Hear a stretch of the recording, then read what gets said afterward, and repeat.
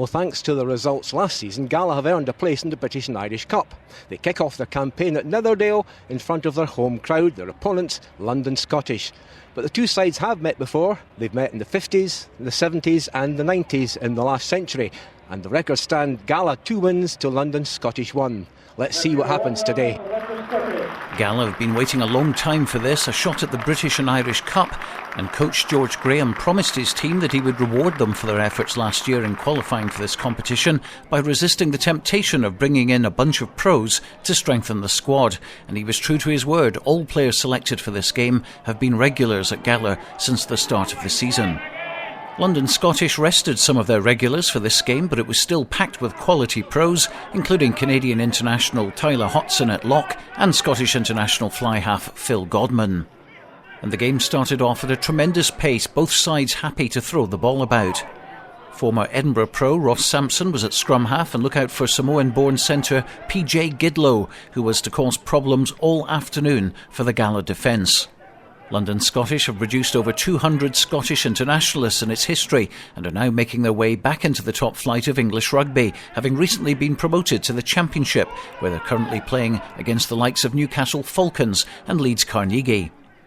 Former Glasgow and Edinburgh centre Dave McCall was out to stamp his authority early on and brought fullback James Love into the game, but a loose ball gave Gala an opportunity to counter-attack, Ewan Dodds kicking on here. Phil Godman back to cover, but James King got his foot to it and Chris Auld took on McCall to get to the ball first. This was Gala's first opportunity in the match, and with support from former Samoan international and now Gala skipper Apita Palapoi, the Maroons kept possession.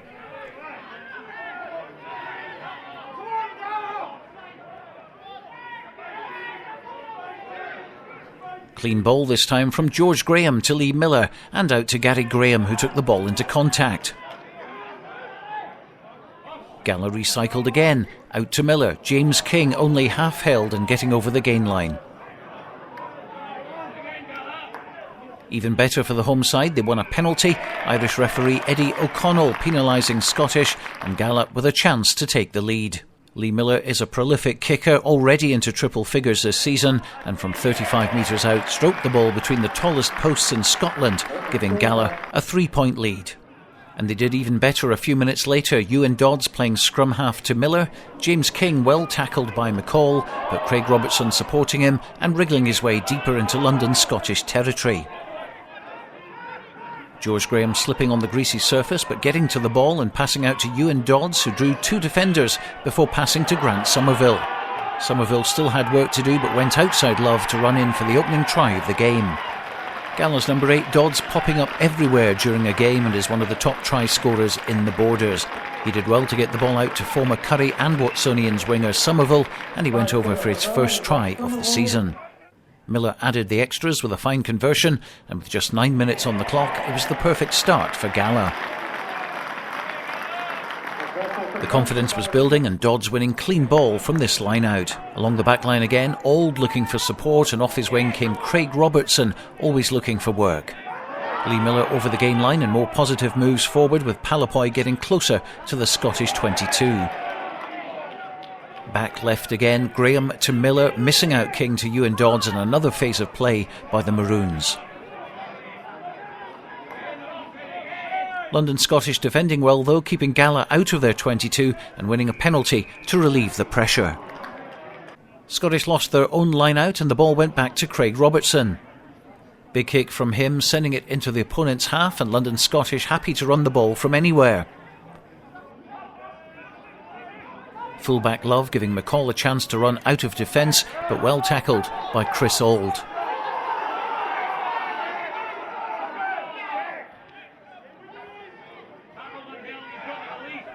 Sampson recycling to Phil Godman, and Godman passing to the very pacey Miles Mantella, who saw a gap in the Gala defence and powered his way through. Gary Graham getting back to defend, but Scottish gaining ground. Sampson switched to Godman on the right, but his pass to Sam Toomey went into touch. On 80 minutes, Love gave Scottish their first points of the match with a penalty, but a couple of minutes later, Andy McLean started another Gala move. The remarkable Dodds always in support, and Robertson hacking the ball on for George Graham to chase. Although Love was back to cover, Graham put pressure on him and his clearance kick only just went into touch, although Gala didn't capitalise from the resulting throw-in. On 20 minutes we saw the best try of the game, and with Gidlow taking the ball at pace, a defensive position was turned quickly into attack. Gidlow went between Miller and King, slipped the ball on halfway to Miles Mantella, who had enough gas to beat Robertson to the try line. And when the referee finally caught up with the action, he awarded the try.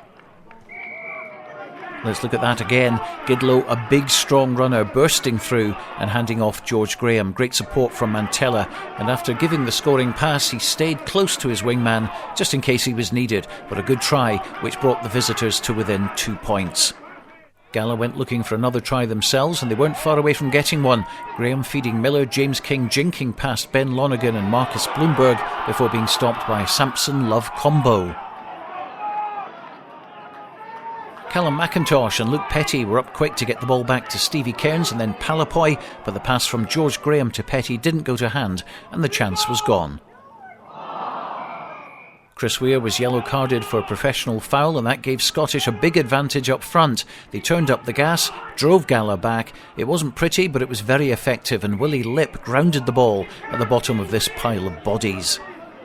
Not long after, in the same position, veteran prop Colin Quigley picked up the ball and scored another try in the space of a few minutes. James Love converted, and London Scottish had turned round a 10-0 deficit to lead 20-10 at the break. Gala 10, London Scottish 20.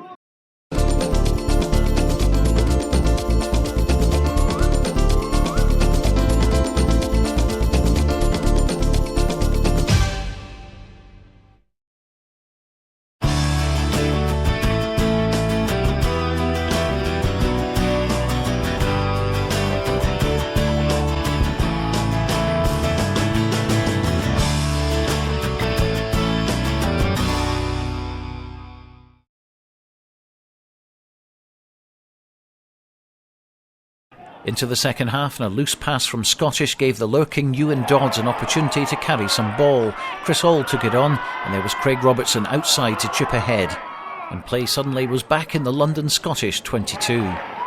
Once there, Gala patiently waited for a chance to drive over the line, and how many times have we seen this kind of try from the Maroons? Peter Palapoy getting the score, and the conversion from wide out right on the money for Miller, and Gala back in the match.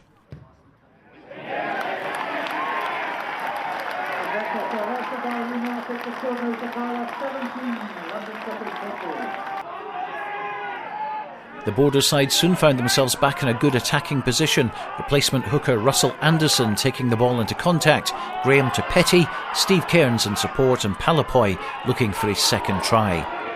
But look out for number 11 Craig Robertson ripping the ball clear and going over for the try which put Gala back in front.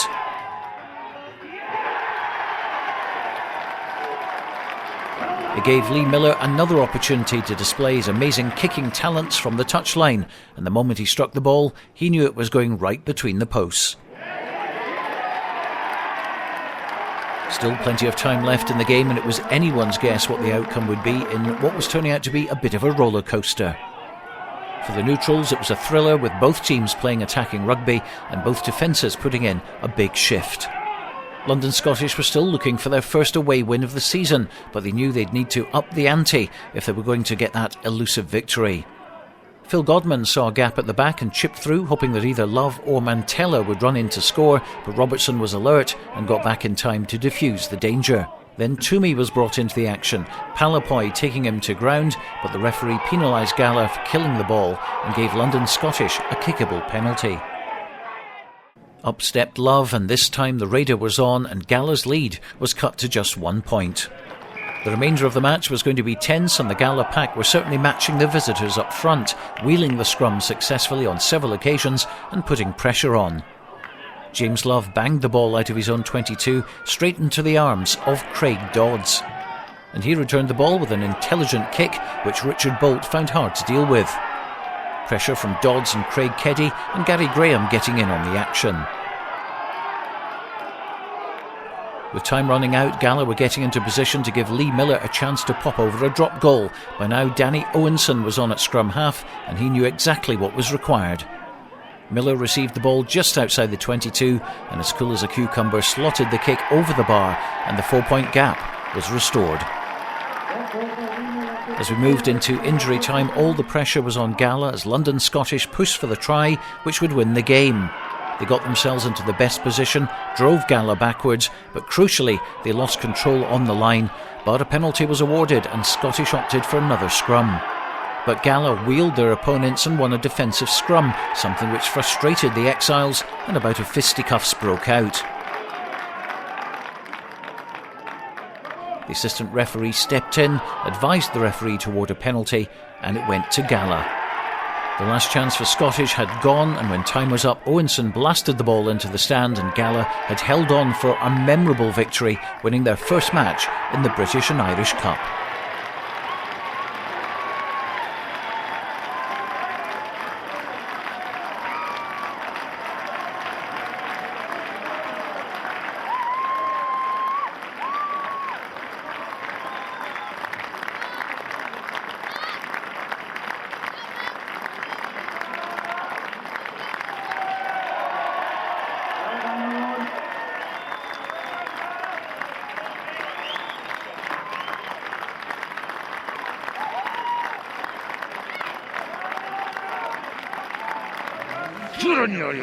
Dancer. Many congratulations, George. You're a happy man today, I can see. That was a great work. That was absolutely fantastic. I mean, that's up there with winning the final last year. I thought the character and the determination and just the dogginess that the boys showed this afternoon was absolutely fantastic. I put it to them last Tuesday that we need to, when you come off this field, I wanted to ask yourself, where do you stand in the grand scheme of things? I think they've answered me emphatically. I think we lived with them and at times more than lived with them. Great bunch of boys. Fair play to Gala, they stuck in. End of the first half, we finished strongly, and then second half got a try just allowed just up there. That was a game-changing moment. But fair play to Gala, they stuck in, and it was an enjoyable game. Enjoyed being back here, and it was good. The crowd were vocal as well, so it was an enjoyable game. Just a pity we didn't get the right result in the end. 1-22 played out their skins today, and I think nobody put a foot wrong. First half we started well, got a bit shaky, and then just came back and just went for there and just grew and managed to grind out a good win in the end. So. We had our opportunities, but it was always the same. I said this morning in the team meeting, if you let a border team even have a sniff, they're going to be in it the whole game. They're going to be fired up and stuff.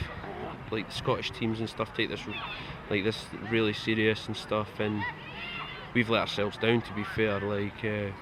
We came up here to do a job and we've not done that. A wee bit dodgy at half time, obviously, a few words with them, I'm sure, just to sort of sharpen the focus again. Normally a bit choice words, it tends to work with these boys. I've been trying for 4 years to get out of that, but I think they're used to it, so I try not to disappoint them and dish it out a wee bit. But it's great. We just ironed out a few things we were doing. We were putting far too many people in the breakdown, which was exposing us out a wee bit wide, so I just discussed that with them and told them to just not, in their ball, have a go at the breakdown. But if it wasn't on, then just fan out and defend. And it worked a wee bit in the second half, and really, really pleased with the result.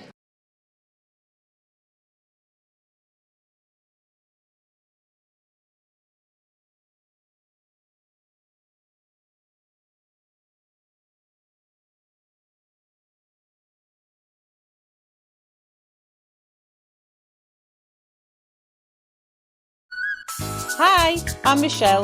Welcome to Tile Style. For a unique customer experience, come to the Border's #1 tile showroom.